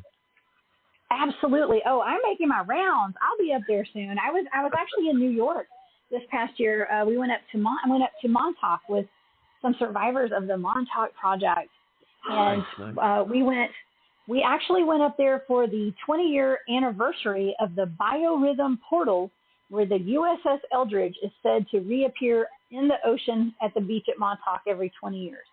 So we were there on that date to see the USS Eldridge reappear. Wow. Yeah, it's a Bigfooting too. Yeah. Well, it was really odd because we were there for over a week. And the only morning that we woke up and it was so foggy we could not see a foot in front of our faces was that morning. And so we couldn't see anything. We actually had a boat. We had rented a boat, and we had a crew that was on the boat out in the ocean, and the fog was so bad they couldn't see anything either. So, but we did see some blue and green lightning. Okay, so some of the guys out there saw some strange lightning in the ocean. So I think it happened. I think it was there, but I think that the powers that be came in and put fog everywhere so we couldn't see it. One of their machines to create weather. We did have a lot of chemtrails in the sky today. Oh, God. I hate those things. I tell you. Oh, my goodness. That was interesting. Thank you so much for joining us, and I hope you return. And we plan on doing some videos for our show, so maybe we can do a live video or a recorded video and post it on Rumble with you. I would love that. Anytime, y'all let me know. I'm always here for you. Thank you so much, Jessica. It's been fantastic. It was nice meeting y'all. Pleasure having you on. Thank you so much, Jessica. Thank you. And stay in touch. I love hearing all your stuff. Okay, we'll do it. Okay. Thank you. You guys have a great night. Okay, awesome. bye, y'all. Bye. Thanks, Jessica. Bye. Oh, my gosh.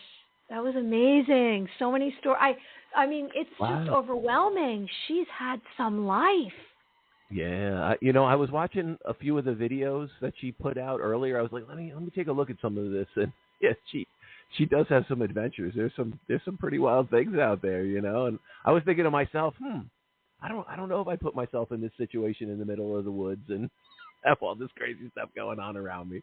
I don't know. No, it would be intriguing, but yeah, it's pretty wild. So I can't even really fathom trying to do like a remote viewing session, even if it's a home base and you feel like you're pretty contained and safe. That's still it's got to be pretty unnerving, So that's pretty wild. I'd love to see that firsthand, to kind of tag along and just watch how that would all unfold. We're just rounding up a whole crew, aren't we? Every single week. Yeah, I know. We might have to bring her down to the Jersey Shore, and we might have to, we're going to wrangle Jessica Jones in, and she'll be part of the team. We're going to go look for the Jersey Devil, I'm sure she's got some connections up here, We can treat her some great pizza. There's no pizza like the pizza. Has no fear. She's not scared of any of these cryptids or remote viewing, or she's amazing. Wow. Well, we have had a few callers that have really held on, and we have some time left. Can I bring some on? Yeah, let's bring some callers. See what kind of questions. Yeah, okay. Tonight. So we have someone who's been holding from the get-go before we even started, and I spoke to her, and I'm going to bring her on, and let's bring her on for a psychic reading. Hi, thank you so much for holding this whole entire show. How are you? It's Mary and Michael. Hi, it's Christiana. Hi, Christiana. Hello, Christiana. How are you? I'm okay. How are you guys? We are doing well. It's been an interesting show so far. And what question do you have for us? Yeah, I was wondering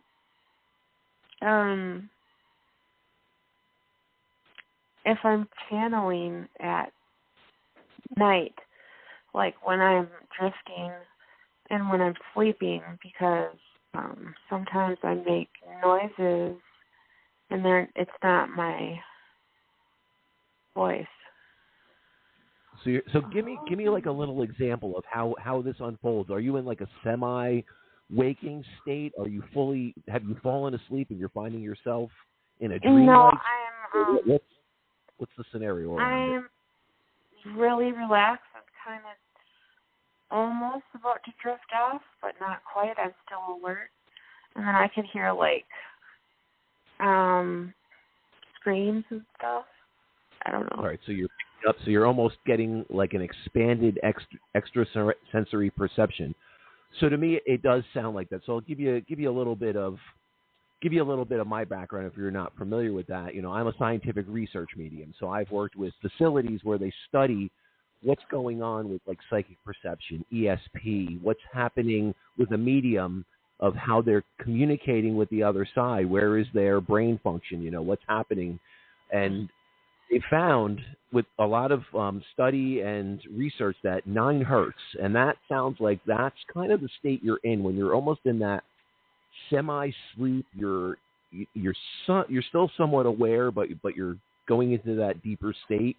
Generally, what you're talking about is like that 9 hertz range, and they're saying that's where a lot of mediumship communication happens. That's where that frequency kind of opens and expands. So I do believe you're getting into a semi-trance state. So if you work with that and you start focusing on your breath and you really set yourself up to do it and prepare yourself, so you're really balanced, your chakra system, your auric field is all in place, it's balanced, it's where it needs to be, you absolutely sound like you're on the fringe of going into a trance-like state. I mean, that sounds like the beginning of it. I would start to document it if you're finding there's any specific thing that you're doing that's causing it to trigger. Have you been listening to music prior to your going? Are you going to bed after, drinking a hot tea? Are you going after fasting for several hours and you're on an empty stomach? Start looking at the circumstances around it. Are there certain things triggering that? And now, are you talking to us about this like it's making you nervous and anxious and you want to start to work with controlling and harnessing it, or like what type of effect is this having on you?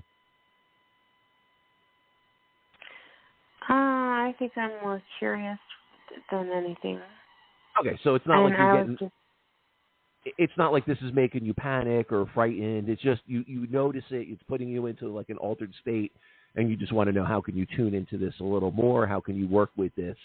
So, yeah, that's what I would say. I was wondering if anybody's coming through, like if there's like a message or something. Yeah, so what I would say as far as when that's happening, I'll give you just a little bit of background around this and working with this energy. And, yeah, there's a lot of basis of mediumship that's around what you're doing here. So what I think when we start going into this almost like a semi-trance state, what happens is a lot of times the right brain will start to shut down. So the analytical, prioritizing mind that really wants to control and harness, that starts relaxing, and it kind of starts shutting down and quieting as your imaginary expansive receptor, like everything on your left brain starts expanding. So you kind of have this shift. You're going into a dreamlike state.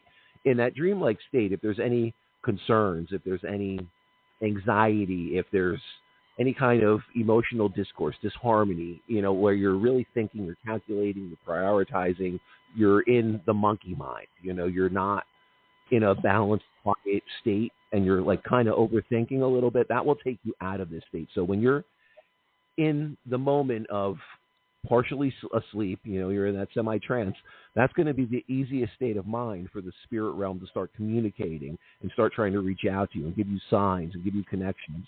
So what I tell people that are sitting with me in a reading, or if someone's asking about, psychic development, or, really connecting with their loved ones, if they're dealing with grief or you've had a loved one in spirit that you're trying to get a connection with, a lot of times the first area is in a dreamlike state. That's when, just like I said, everything that is rationale and reasoning and trying to process and trying to make sense shuts down and quiets, and it allows this portal to open, and the spirit realm has an easier time accessing us, in that dreamlike state. So I do believe your loved ones, especially if you've had loss recently, and I do, just being a medium, I do sense there is a lot of, you do have quite a few spirit, I'll say just you have a little collection of spirit around you. So there are definitely family members, there are friends, you do have them around, and that's probably the easiest time for them to try to connect if during your waking moments you just find yourself caught up and you're not allowing yourself to take a step back, sit in the moment, and really see that connection, whether it's some kind of symbolism, signs, the communication. A lot of times we're caught up, we're not always in the moment, and that can pull us out of that connection. So that's what I think is going on. It's your body is putting yourself in a semi-trance state, and in that semi-trance state, they are reaching out. They're seeing that the portal is opening. They're having an easier time connecting to you. So if you're not experiencing that in other moments of the day, I would say yes, you have, loved ones around you that are trying to connect. I mean, also, I think our guides, I think ascended masters, and all that's around us in our collective energy field. That's, you know, that's the angels, the ascended masters, our guides, our loved ones, the spirit. There's this whole spiritual realm that is always working with us. It's just a matter of us opening and tuning into that. So yes, that was the long version of this, but I do believe you are experiencing some type of connection to the spiritual realm. Mary Amy, what do you think? I have a question. Okay, so a couple of questions for you. What triggered this recently to it happening to you? What do you think triggered this? Did you contact someone? Well, did someone? Okay, you have an answer. Well, I'm pregnant, so I've been having a lot of concerns. You're pregnant and what? I'm having concerns about what the future holds for me and my baby. Okay, and around. Yeah, and maybe they're trying to just come through. I think there's a man too that's trying to come through. So when you say come through, you mean that they're trying to speak through you? Because initially you mentioned the word channeling. Yeah. Have you heard? Has you deliberately? Sorry. I'm sorry. So, have you been actively trying to connect to like a certain family member or a certain friend? Have you been actively trying to make that connection? No. Okay, so there's not like, so, you know, father, grandfather that passed recently trying to reach out. I mean, you definitely, so we'll get into a little bit. Do you think this is an entity that's trying to use you, basically, I want to say as a host, to channel information through you? I don't know if it's an entity. It could be. Okay, so you're just really not sure what's going on, and you're experiencing this other, what you feel is like a male, some type of male being, a male spirit, a male energy around you. So what I think you have to do normally, so this is what I would put around this for you, is if you were trying to conjure or messing around with things that maybe you weren't experienced in, and you were, you know, trying to open portals, or you were doing things that you're not really, you know, understanding how to harness and control and manipulate the energy, could something have shifted and gone wrong, or could you have brought something in? If you're not doing something like that, where you're purposely trying to manipulate that energy or conjure that energy, so if you're not doing that, I would almost definitely say, if you're not experiencing any kind of, like when this happens, if it's just a little overwhelming because it hasn't happened before and you're just, you know, a little overwhelmed or a little anxious about it, I think you have to settle in and just start feeling the energy around it. Like, I believe the spirit realm is probably trying to communicate with you, a loved one, a friend, you know, someone that's around you for your highest and best interest. If you don't feel any kind of negativity around this, you don't feel like it's a dark, evil thing. What you want to look for is the sensations around it. You know, is it positive? Is it uplifting? What are the feelings around it? What do you experience when you're in contact with what you're sensing around this being? You know, so sit with that. If you're not conjuring, messing around with maybe things you shouldn't be, and doing, you know, that type of manipulating of energy, then I do believe something's trying to connect with you that's of your highest and best good. So I would just try to sit with. You can always say no, because if you give permission, then whatever this is can come through. If you say no, you can tell it no. You can say, no, I'm not accepting this. You're allowed to do that. So that's what it really comes down to. How is this affecting you? Do you feel this is affecting you in a positive or negative way? And you need to take a step back, and depending on what that feeling and that sense is around it, that's how you're going to have to move forward. You know, so this may be, you know, protecting your energy, putting a barrier, cleansing your space. Working with your I do every night. Okay, so you're doing that. Yeah. So let me ask you this. What is your feeling around this? Do you feel this is something positive or this is something negative? No, I don't think it's positive. You don't think it's positive. Okay, then No. I think you need to sit with it. I think you do need to start meditating with your guardians, your guardian angels, your protectors, your guides. Start calling in that love and light energy. Start, looking at anything that could be negatively affecting your energy field, anyone close to you, any circumstances or situations you're putting yourself in contact with. You have to start looking at all aspects of the energy cycles around you. That's relationships, that's situations, that's your environment. I mean, there's many different aspects to this, but you have to look around and see if you have anything negatively influencing you.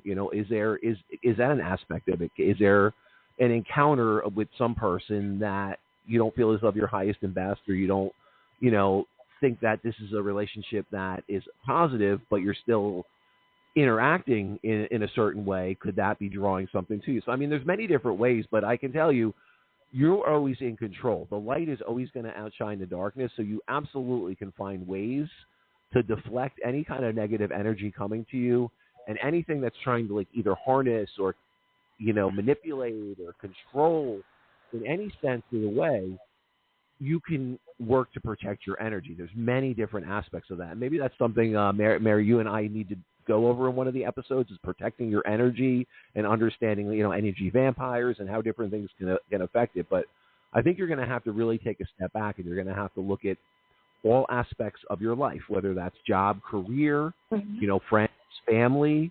what's going on, what are your social circles, what are the influences around that, and really take a step back and address anything that could be problematic or anything that could be parasitic, parasitic energy drain to you. Some that's not your highest and best. Yeah. Someone using your energy, someone that may be trying to manipulate you for their own gain. I mean, these are all things we have to look at, and sometimes we do have to make hard choices to remove ourselves from certain situations that are just depleting us, depleting our energy, bringing us down. Just, there's times we have to make this hard decision. So that's what I would challenge you. You really have to kind of take inventory of all areas of your life right now and look at how anything could be negatively affecting you. And if it's not, then start looking at protection, start looking at cleansing your energy, start looking at grounding, start looking at, are there things over the course of the day, like in a work environment or in a relationship, that could be subconsciously starting to arise in these semi-trance states? Is this the subconscious trying to manipulate or bring a message through? Is this something otherworldly, other spiritual dimensions? So what is it? And you're really going to have to take inventory in all of the aspects and areas of your life that could potentially be affecting this, and that's a big part of it. It's very common when we're in a vulnerable position for something negative or dark to try to attack us or overwhelm us and utilize us in some way. And it's not something to be alarmed about. You can basically tell it no. And you can also, like Michael just said, look at all the parts of your life and see maybe it's coming through someone that's very toxic in your life, and it's triggering something in you. Sorry? Have you guys seen the movie Ghost with Demi Moore? Yeah. Yes, that's a classic. Absolutely. It sounds like the scene with the demons when they come out of the ground. That's what I hear sometimes. So let me ask you this. Oh no, what's that, Marianne? So basically, there are demons out there, and there is evil, and you have to basically have no fear, send it love, embrace it, say Jesus Christ, go out in nature, do things that are very positive, have a mantra, I am strong, I'm powerful, I'm courageous, and have no fear, because fear is a low vibration, and hate and anger is a low vibration, and that's what it feeds on. And when you go after it the way it goes after you, you're only building it up. You want to go to it with love, like, I'm going to embrace you with love. That's just trying to put fear in you. So be strong, be brave, be courageous. So, Christiana, let me ask you this real quick. What is the Catholic or Christian connection in your family, on your mother's side, grandmother, mother? What's the Catholic or Catholic? Christian connection? It is Catholic. Grandmother Bernadine or Bernie. Is there's a heavier Catholic or Christian connection on that side? Yes. Okay, so that's what she that's was what's coming. Dedicated and and she's passed. She's in spirit, correct? Catechism. Yes, and she's in and she's in spirit. Let me ask you this: what's the H in the C? Charlie? Is there a Charles? Charlie? Was there? What's the C that's around? Who's the C initial that's around her or around you? This may not be someone in spirit. This may be her giving me an initial of someone near you. Is there a Charlie or a Harold? No. I'm getting it. What is it? No, I had a baby that I named Coco that I miscarried. Okay, so that's the C. Okay, so that's the C. There's not a Charlie though? Is there a male energy?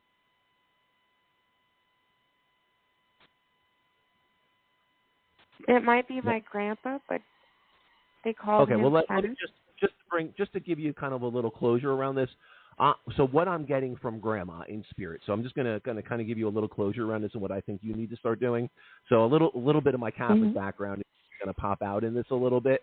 I do think if you're dealing with something that you feel is a demonic presence, something that you feel like is negative, evil, you do have the Catholic connection. I do believe, you should start looking into maybe some scripture or look into some aspects of ancient Catholicism that helps defend and protect you from demonic energies. Do the prayer of Archangel Michael.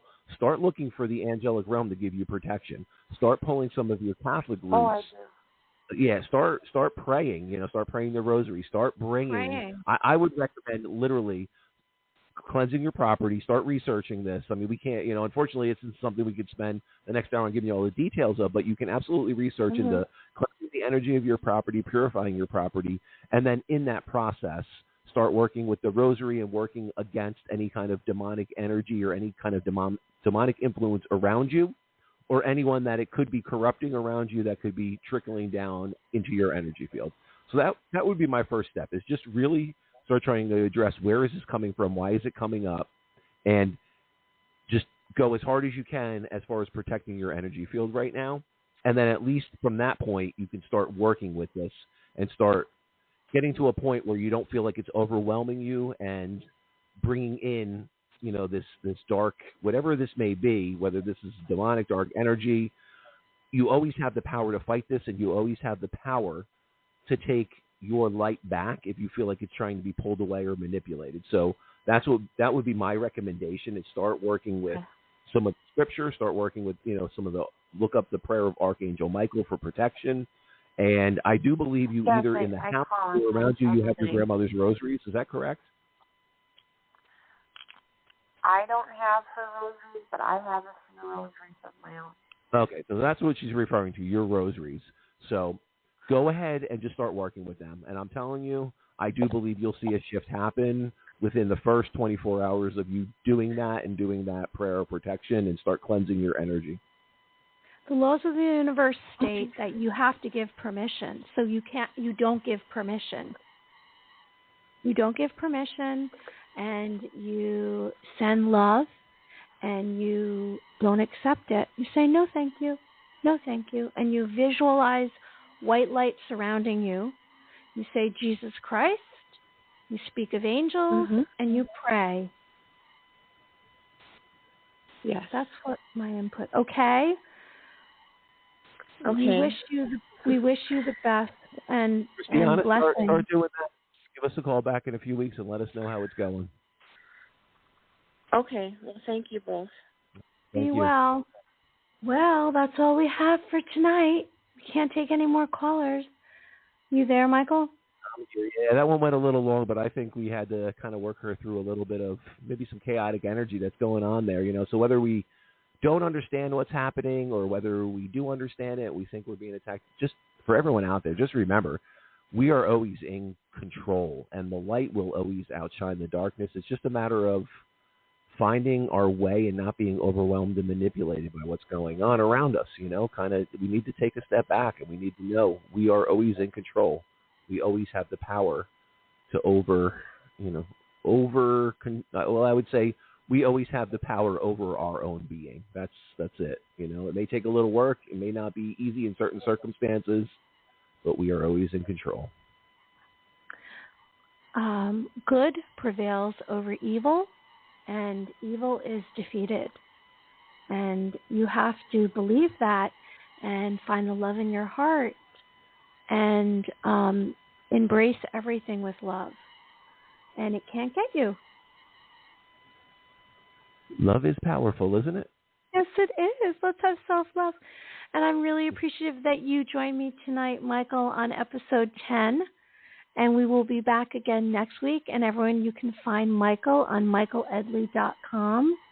And you can find me through social media or one of our pages on Facebook. It's Two Psychics radio show, and I'm really grateful that everyone joined us. Let's have gratitude for this moment. Let's live in the moment. Let's go with the flow.